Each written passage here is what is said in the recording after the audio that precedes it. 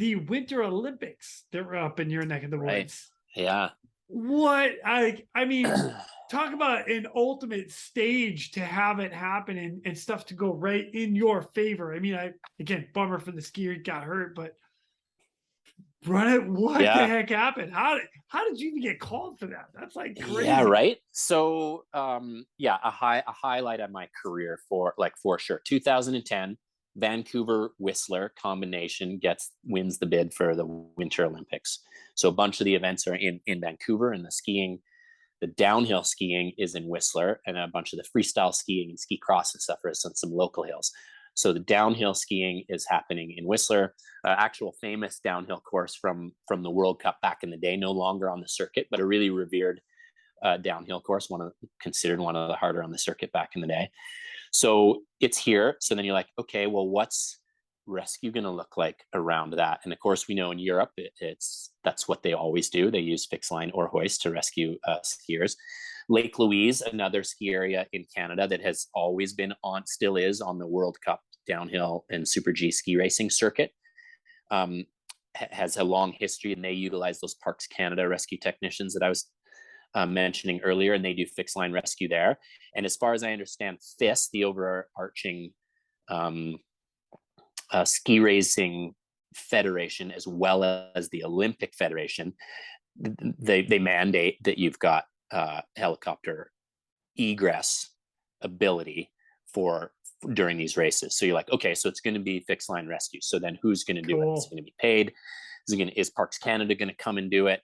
How's that going to happen? And it turns out that it's going to be a volunteer opportunity. That turns into like a little bit of a strange element, because a number of the sort of, experienced rescue technicians from around the valley here, most of them ski patrol and otherwise, they were doing lots of fixed line rescue, kind of were like, you know what, like this is a specialty skill. Like I want to get paid for this. And so there was almost this, consideration of sort of a boycott or something where they're like, they need to pay us, so we're not going to do it. And then they're kind of going to be stuck, and they're going to have to pay us. The pilots are getting paid. And I'm sort of back and forth. I see both sides of the stories. And I'm just like such a rescue nerd. I'm just like, man, this just seems, I just want to be a part of this. I'm going to volunteer my time. And that was not without some criticism from people, a bit sort of scabbish maybe, right? You're like, oh, well, now if someone's going to do it, then there's no opportunity for us to, so yeah. Right.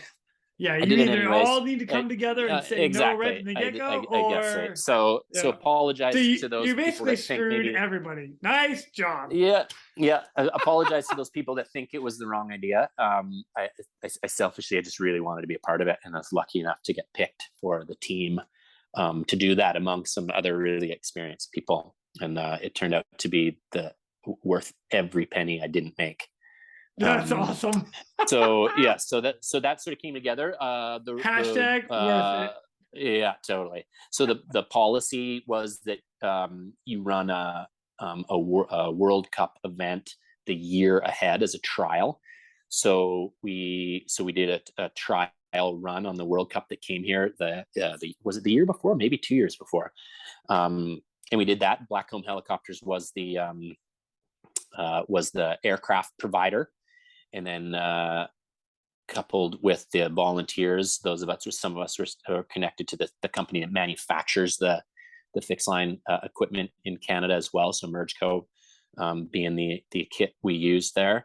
And yeah, I sort of built this sort of preparation around that. And so sure enough, 2010 shows up, and there was a 4 or 5 of us that were on rotation as rescue technicians. And I was lucky enough to be on the women's downhill day of the race as the staged rescuer. So we had the aircraft sort of parked just a little distance away from the main grandstand and the finish line, and we'd fly up each morning and sort of recce the course. There's like comms lines and cables and other things. So we'd recce the course, make sure we sort of were landmarked appropriately to where we couldn't do rescue any hazards. And then we park, aircraft's rigged, and we're just waiting. And I'm standing in the finish line, like inside the security corral, watching all. And I'm a huge fan of ski racing. Watching all the greatest ski racers in the world do their thing with big jumbotron and dressed in a harness, ready to go. Most people, I think, thought we were window washers or something, which was totally fine. And and we watch on the Jumbotron, and this woman, her name's Edith Mikalos. I think she's Bulgarian. If I get that wrong, apologize for those that know who she was. She has a nasty crash, ways up the ski hill, crashes into the fences, and she's injured. I think quite a bad knee injury. So we watch that happen, and there's ski patrollers staged all down the course that respond on skis, and there's doctors that respond. But the egress, partly really everything, the granddaddy of the Olympics, I realize, is live TV coverage. So it's all about the TV timing. So they want everyone out of there so that you don't have this big TV delay. As well, there's so much netting and communication cables to exit the actual course itself and get onto another ski run is basically impossible to toboggan them down like you would normal sort of ski patrol rescue of a person that's not critically injured. But so everything was fixed line off the ski hill because they just wanted it to be quick. So we watched this happen. We're like, okay, she's definitely not skiing out on her own, so this is going to be a rescue. So we'll walk over to the aircraft, get spooled up. We're in a twin star at that point, so spool up. I'm on the end of the line. I'm like, I guess this is happening. Like here we go. Am I ready? I better be ready. And the course is, so those that don't know downhill ski racing as well, they water inject the course with water. So it's basically frozen ice. It's as hard as they possibly can make it. So you're not walking around in ski boots on a course like this. So you're wearing crampons to be able to walk on the ski hill. So crampons on, ready to go. Aerial evacuation platform, and lift off behind this tree island. And then as we lift up and come off the ground, I think we're just using a 125-foot line there. Might even been shorter than that. And we come into view of the massive Olympic grandstands. I don't know how many people are in the grandstands, but it's full on Olympics. And then there's the massive media corral down below and hundreds of long white 300 mil zoom lenses from all of the media from around the world.